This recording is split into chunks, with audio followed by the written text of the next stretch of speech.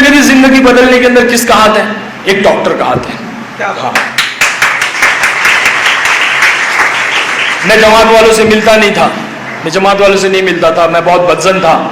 مجھے ایسا لگتا تھا کہ جماعت والے موٹیویٹ کر دیتے ہیں اور یہ لوگ جو ہے عجیب بنا دیتے آدمی کو، ملا مولوی بن جاتا ہے آدمی. کیونکہ ہمارے بڑے بھائی صاحب جو ہے وہ بینک میں سروس کرتے تھے، وہ جماعت میں گئے، 40 دن لگایا، انہوں نے چہرہ رکھ لیا، داڑھی رکھ لی اور جو ہے وہ ایک دم چینج ہو گئے. جبکہ اللہ پاک نے ان کو اتنی عزت دی، اس کی وجہ سے اتنی عزت دی کہ ان کے بینک میں جو ہے سنڈیکیٹ بینک میں کام کرتے تھے، وہاں 300 لوگوں کا سٹاف تھا جس میں سے وہ اکیلے مسلمان تھے. اور اتنی وہ لوگ ان سے محبت کرتے تھے، اور عید کے دن ہمارے گھر پہ وہ لوگ ہمارے بھائی کے ساتھ میں آتے تھے اور ہمارے بھائی ان کو دعوت کرتے تھے، شیر قورمہ پلاتے، بریانی پکاتے. اتنی محبت، وہ چہرہ، وہ لباس، وہ سنت، اللہ کے نبی کا طریقہ. لیکن میں بدظن تھا کیونکہ انہوں نے جو ہے وہ ارادہ کیا تھا کہ بینک کی نوکری چھوڑ دیں گے، یہ حرام ہے. تو یہ ساری باتیں مجھے نہیں اچھی لگتی تھی، تو میں ملاقات نہیں کرتا تھا. تو ایک دفعہ جو ہے وہ جماعت اکثر آتی تھی تو وہ کہتے تھے کہ ہمارے بھائی جو ہے وہ فلموں میں کام کرتے ہیں. ان کو فکر تھی، ان کو درد تھا، کڑر تھی، کیونکہ وہ دائی بن گئے تھے کہ ہمارا بھائی کیا کر رہا ہے. تو انہوں نے کیا کیا کہ ایک جماعت کو بتلایا. تو اس جماعت کے امیر صاحب تھے، دلی سے جماعت آئی تھی، تو ایک دم سفید لباس، سفید داڑھی، بزرگ تھے. تو انہوں نے کہا کہ ملاقات کراؤ. تو بھائی نے کہا کہ نہیں، وہ ملاقات نہیں کرتے جماعت والوں سے. تو انہوں نے کہا کہ اچھا وہ کب جاتے ہیں؟ تو کہا وہ صبح 7 بجے نکلتے شوٹنگ پر. تو ان کی حکمت دیکھی اللہ نے، بڑے بزرگ تھے، اللہ والے تھے. وہ اکیلے تنہا میری گاڑی کے پاس آ کر کے ٹھہر گئے، وہاں رکے. میں آیا گاڑی کی طرف، بڑا دیکھا کہ ایک بزرگ کھڑے ہوئے. تو کیونکہ کپڑے میلے پوچھے لیتے، میں نے سوچا کوئی ساحل ہوگا، فقیر ہوگا. تو میں نے اپنے جیب میں ہاتھ ڈالا کہ کچھ دے دوں. تو انہوں نے کہا نہیں. سلام کیا، میں نے جواب دیا. کہنے لگے کہ ایک سوال کرنا چاہتا ہوں. تو میں نے کہا کہ ٹھیک ہے، پوچھیے کیا بات ہے. تو صبح آدمی اپنے کام پہ جا رہا ہے اور ایک بوڑھا شخص یہ کہتا ہے کہ یہ بتاؤ کہ مرنا ہے کہ نہیں مرنا ہے. میں نے بولا تھک تیری دیکھیے کیا کہہ رہا ہے. غصہ آ گیا کہ صبح یہ مرنے کی بات کر رہے ہیں. تو مجھے غصے میں نے کہا کہ ہاں مرنا ہے، پہلے آپ کو مرنا ہے، بعد میں مجھے مرنا ہے. تو کہنے لگے ہاں صحیح بات ہے، پہلے مجھے مرنا ہے، بعد میں آپ کو مرنا ہے. اچھا یہ بتاؤ کہ قبر میں گاڑی جائے گی کہ داڑھی جائے گی؟ اللہ اکبر. دماغ صبح پھرا ہوا تھا، میں بھڑک گیا. میں نے کہا کہ چچا کیا کہہ رہے ہو آپ؟ قبر میں گاڑی کیسے جائے گی؟ قبر میں تو داڑھی جائے گی. تو کہنے لگے ہاں قبر میں گاڑی نہیں جائے گی، قبر میں داڑھی جائے گی. تو پھر گاڑی والی زندگی کے لیے وقت ضائع کیوں کرتے ہو؟ داڑھی والی زندگی کیوں نہیں اختیار کرتے؟ داڑھی والی زندگی تو حضرت محمد صلی اللہ علیہ وسلم کی زندگی. کیا کہا کہ گاڑی والی زندگی کے لیے وقت ضائع کیوں کرتے ہو؟ داڑھی والی زندگی اختیار کرتے. داڑھی والی زندگی تو حضرت محمد صلی اللہ علیہ وسلم کی زندگی. بس یہ میرا ٹرننگ پوائنٹ تھا. اور یہاں مجھے بات جو ہے دل پہ لگی. وہ کہتے ہیں نا، دل سے نکلے جو آہ اثر رکھتی ہے، پر نہیں طاقت پرواز مگر رکھتی ہے.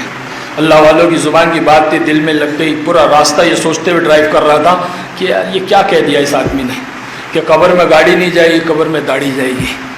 داڑھی والی زندگی کیوں نہیں اختیار کرتے؟ یہ زندگی تو حضرت محمد صلی اللہ علیہ وسلم کی زندگی ہے. یہ سوچتے ہوئے جا رہا تھا. اس کے بعد میں دل نرم ہوا.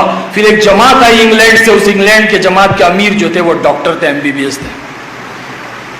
ہمارے بھائی نے آ کر کے مجھ سے کہا وہ جماعت آپ سے ملنا چاہتی، سارے ینگسٹرز ہیں اور پورے نوجوان تیرے فین ہیں، تیری ساری فلمیں دیکھے ہیں ان لوگ نے، وہ تجھ سے ملنا چاہتے ہیں، تھوڑی دیر کے لیے مل لے. تو دل نے کہا ہاں ملاقات کراؤ. تو پہلی بار میں نے کسی جماعت والے سے ملاقات کی. وہ ڈاکٹر تھے اور وہ MBBS تھے اور انہوں نے آ کر کے میرے سے ملاقات کی. تو جب وہ آئے تو میں نے سوچا کہ کوئی سوٹ بوٹ میں کوئی ڈاکٹر ہوگا انگلینڈ سے آئے ہوئے. تو کیا دیکھتا ہوں کہ ایک مولوی صاحب ہے، کرتے اظہار میں، پٹھانی میں اور امامہ بانے ہوئے چہرہ ہے. آ کر مجھ سے بیٹھ کر 1 گھنٹہ انہوں نے انگلش میں بات کی اور ان کی بات سے میں اتنا امپریس ہوا.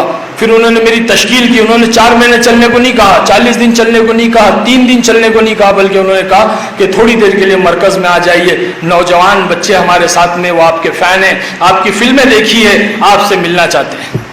بس پھر کیا تھا، میں مرکز گیا، مرکز جا کر کے ان بچوں سے ملا اور وہاں پہ رات کو ان لوگوں کے کہنے پر، ان کی گزارش پہ میں نے قیام کیا، اور جب مسجد کی چٹائی پہ میں سویا تو مجھے وہ سکون حاصل ہوا، وہ نیند حاصل ہوئی جس کی تلاش میں نے ساری زندگی لگائی۔ ہائے، ایسی سکون کی نیند اللہ نے دیا، وہ عجیب، وہ اللہ نے وہ مجھے مزہ چکھایا کہ وہ میں بیان نہیں کر سکتا ہوں۔ بہت برائیاں تھی، بہت نشے کرتا تھا، شراب پیتا تھا، سگریٹ پیتا تھا، گٹکے کھاتا تھا، نہ جانے کیا کیا کرتا تھا، لیکن وہ سکون، وہ چین نہیں تھا، دل میں بے چینی تھی، جلن تھی، حسد تھی، لالچ تھی، اور کمانا ہے، اور پیسے، اور یہ فلمیں مجھے مل جائے، اس میں مجھے مل جائے۔ تو اس طرح سے ایک زندگی کے اندر، دل کے اندر بے چینی تھی، سکون قلب نہیں تھا۔ اللہ تعالیٰ فرماتا ہے اللہ بذکر اللہ تطمئن القلوب، کہ ہم نے دلوں کا اطمینان اور چین اپنے جو ہے ذکر میں رکھا ہے، اور اللہ کا دین سراسر ذکر ہے۔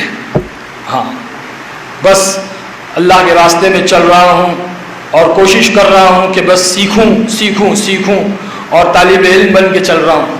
ہاں، طالب علم بن کے چلیں گے تو جو ہے نا وہ اللہ پاک پکڑ نہیں کریں گے، ہے نا۔ جن کے پاس لائسنس ہوتا ہے نا اس کی پکڑ ہوتی ہے، جس کے پاس لرننگ لائسنس ہوتا ہے اس کی پکڑ نہیں ہوتی۔ سیکھنے والے بن کے چلتے رہیں گے، مجھے تو کچھ نہیں آتا، مجھے تو کچھ نہیں معلوم، اور سیکھتے رہیں گے، اللہ کا دین سیکھتے رہیں گے ہم۔ ابھی ہمارے بھائی نے کہا کہ بھائی اللہ ہم سب کو ان کے جیسا بنا دے، اللہ معاف کرے، میرے جیسا نہ بنائے بھائی، میں بہت گنہگار آدمی ہوں، ہاں بہت برا انسان ہوں، میرے اندرون کو آپ لوگ نہیں جانتے تو ظاہر ہے۔ اللہ کے نبی نے دعا سکھائی نا کہ اللہ میرے ظاہر سے بہتر میرے باطن کو بنا، اور میرے ظاہر کو نیک صالح بنا۔ ہاں، تو اندر کا باطن تو اللہ ہی جانتا ہے، ہمیں یہ دعا کرنی چاہیے کہ اللہ ہمیں صحابہ جیسا بنا دے، صحابیہ جیسا بنا دے، کیونکہ ان کو اللہ نے مہر دی ہے، ان کو اللہ نے رضا کا پروانہ دیا ہے، رضی اللہ تعالیٰ عنہ رضوا۔ ہم تو گنہگار ہیں، توبہ کر رہے ہیں، جانتے ہیں کہ اللہ معاف کرنے والا ہے۔ اللہ اتنا غفور الرحیم ہے، اتنا غفور رحیم، اللہ کہتا ہے کہ میرے بندے تو اتنے گناہ کر لے کہ تیرے گناہ آسمان تک پہنچے۔ اور آسمان آپ کو پتہ ہے کتنی دوری پہ؟